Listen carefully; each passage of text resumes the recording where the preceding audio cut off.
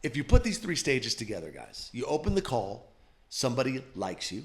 You do the discovery, now somebody trusts you. Then you have the conversation and the close, and they believe you. There's only one outcome that could possibly be the most natural outcome. And that's that the prospect's gonna make a decision based off of what you're offering. Because everything that comes out of your mouth, he now believes.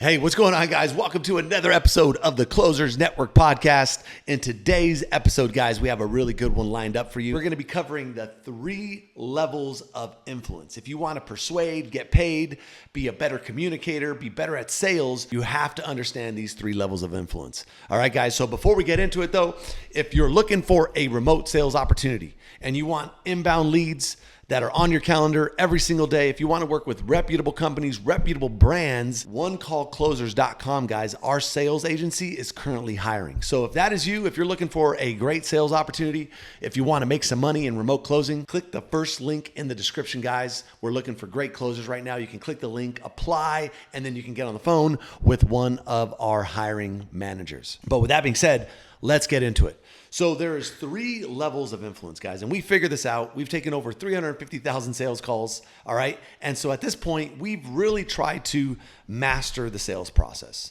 And so what we always train our reps is that as you're going through a sales conversation, the first stage of influence is somebody must like you. Because if somebody does not like you, you're never gonna get them to the next stage of influence, which is somebody must trust you. And then unless somebody trusts you, they're never gonna get to the last stage of influence, which is somebody must believe you. And when a prospect believes every single word that you say on a sales call, guess what happens?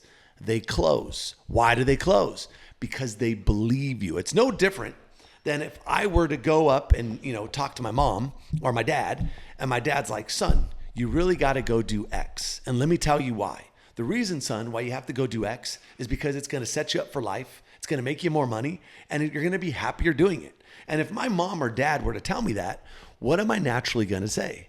I'm going to say, wow, if my mom said, I believe them. They wouldn't try to steer me wrong, right? They're my parents. I love them. They love me. And because I know that, and because I trust them, I believe what comes out of their mouth. So I'm going to go look at that opportunity, and I'm probably going to go do what they say because they're not going to lead me in a bad direction. And it's no different than when you're on the phone with a prospect. When you can get to the holy grail of whatever you say, the prospect feels like, you know what, this guy wouldn't lead me in a bad direction. This girl, I believe them. They're out for my best interest. And when you can get to that level of influence on a sales call, you can close a lot of deals. You can persuade a lot of people. Now, you can use it unethically, or you can use it ethically, of course. And of course, if you're closing, you have to use this ethically. But guys, this is how you get to the holy grail. And so let me explain how you can get to this level of influence. Step number 1, when you open up a sales call, there's only one main goal, and you're trying to do the first level of influence, which is get somebody to like you. Okay, so when I'm opening a high-ticket sales conversation, I know at the end of this little 5-minute interaction, I only have one goal in mind. The prospect must subconsciously say, I like this person. And when you start looking at it from that perspective, with that one goal in mind, naturally you're gonna ask yourself the question, well, how do I get somebody to like me? Well, science and research shows, guys, that people tend to like 2 different types of people. They tend to like either people that are like them or people that they want to be like. So if you can come off like either somebody is more like them or somebody that they want to be like, you're more than likely going to get them to like you. So when you start a high ticket sales conversation, what do? Well, number 1, guys, to have them believe and feel like you're more like them, you're going to naturally want to pace their tonality, right? So whatever tonality that a prospect shows up with, one instant way that you could subconsciously get somebody to like you is by matching their tonality in the beginning. So then they're like, wow, this guy's just like me. And then of course, if you notice anything on the prospect of where they're from, stuff in the background, maybe a shirt they're wearing, or anything that you've researched beforehand where you can say, hey, this guy's just like me. Maybe you both have kids. Maybe you both visited the same place. Maybe you both like the same type of weather. Maybe you guys both like something similar, and you can bring that up in the first couple minutes of the call. Like, Hey, George, I was looking at your Instagram, man. It looks like you and your family just visited Hawaii. My gosh, I just want to say this, like me and my family visit Hawaii every single year. We love Hawaii, right? And now you don't have to go any more than that, but now he understands that, oh my gosh, we like the same things. And what you're building there, guys, is just likability. Okay, because that's your only goal in the beginning of the conversation. Most people want to be, guys, more successful. Most people want to be more energetic. Most people want to be more enthusiastic. So that's why I say, even if your natural charisma is more energetic, more lively, more excited, most people want to be like that. So it's hard to go wrong by bringing more energy in a call, more enthusiasm in a call, as long as it's genuine, because now you're triggering in the prospect's brain like, hey, this is somebody that I want to be like. That leads us to influence factor number 2. And number 2, guys, is getting somebody to trust you. Okay, so if you think about why we do the discovery portion of the call, the only reason why we do the discovery portion is to understand where the customer's at, right? Because the more we understand where the customer's at, the more we can diagnose that we can help this person, right? So if I'm talking to you right now and I'm like, hey, tell me about your situation right now. Tell me about what you're currently going through. Tell me about, what you've tried in the past. Tell me about why it didn't work. Tell me about, what do you feel like would help you right now? What I'm doing is I'm getting a clear understanding of how I can help you. And it's coming from a place of being genuine. And when you can do this over the phone, guys, what you're building is the second level of influence, which is trust. The prospect's going to believe you when you say at the end, I can help you, because they fully understand and know that you can help them because you understand their situation. That is why you ask questions. So the more questions you can ask, the more curious you are in the prospect, the more trust you're going to build. And so at the end of the day, if all you did in the discovery portion of the call was build trust with the prospect, you have won that dialogue. Okay? Because now look what's happened. You open the call. The prospect now likes you. You've done the discovery, asking them questions, being curious about their situation, diagnosing where they're at in life, understanding their full situation.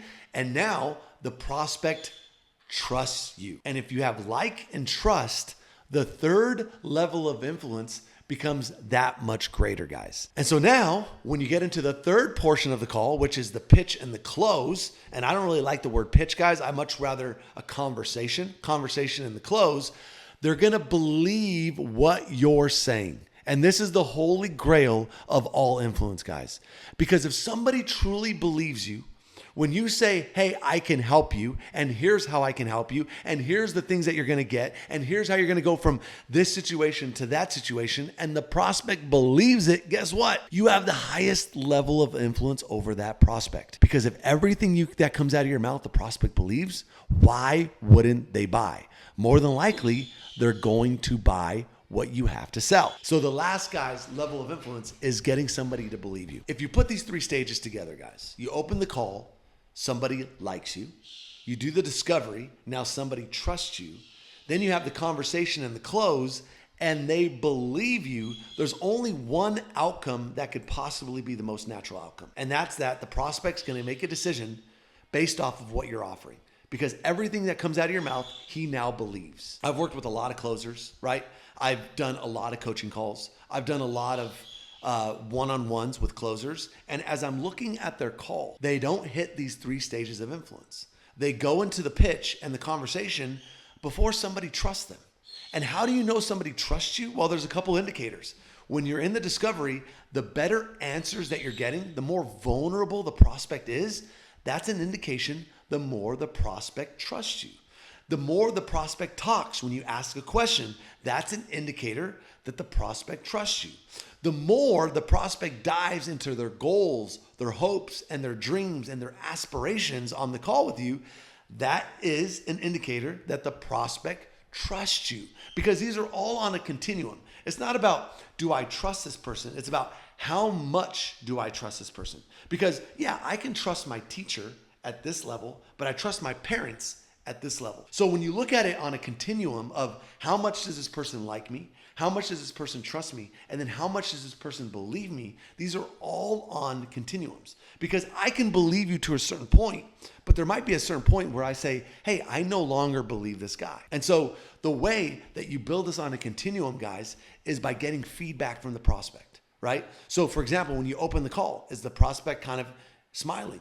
Are they engaged? Are they talking? Do they feel comfortable? These are all leading indicators, guys, that they like you and they like you more on that continuum. When you get in the discovery, how do you build that continuum? Well, the more the prospect's talking, the more the prospect's opening up and sharing vulnerable information with you, the more the prospect gets into their goals, hopes, and visions and desires. Guys, look, most people don't even share their desires with their closest relatives, with their spouse, with their friends. It takes a lot of vulnerability for me to tell you what my deepest and biggest dream is, because most people are going to say, well, they're going to laugh at me. They might not like it. So if you can get these indicators on the call, guys, that's how you know you're higher up on that continuum. You can say the prospect trusts me a little or a lot based off their answers, their energy, and what they're telling you. And then when you go into the pitch, guys, and you go into the conversation and the close, how do you tell that the prospect believes you? Well, the way you tell, guys, is by asking the prospect, based off of everything that we've talked about, Mr. Prospect, do you think if you were to get X, Y, and Z, this would help you do whatever their goal is? Do you think this would help you lose the weight? Do you think this would help you get to $10,000 a month in passive income? Do you think it's going to help you accomplish X? And the more enthusiastic and the more certain the prospect is in those answers, well, that's an indication on that continuum of belief that they believe you enough to close, guys. As a quick recap, the 3 levels of influence, guys, are first they must like you, then they must trust you, and then they must believe you. And if you can do that, sky's the limit with how much influence you can have over somebody. And even better yet, guys, how many people you can help by making a decision over the phone, over the Zoom call. So with that being said, guys, hey, look, hope you enjoyed the podcast. And again, onecallclosers.com, guys, we are looking for great sales reps. So if that is you, you're looking for a great remote sales, high ticket opportunity, you want inbound leads on the calendar, hit the first link in the description down below. We would love to have you part of the team. Can't wait to see you guys for the next episode. Drop a comment down below if you liked it, and we'll see you soon.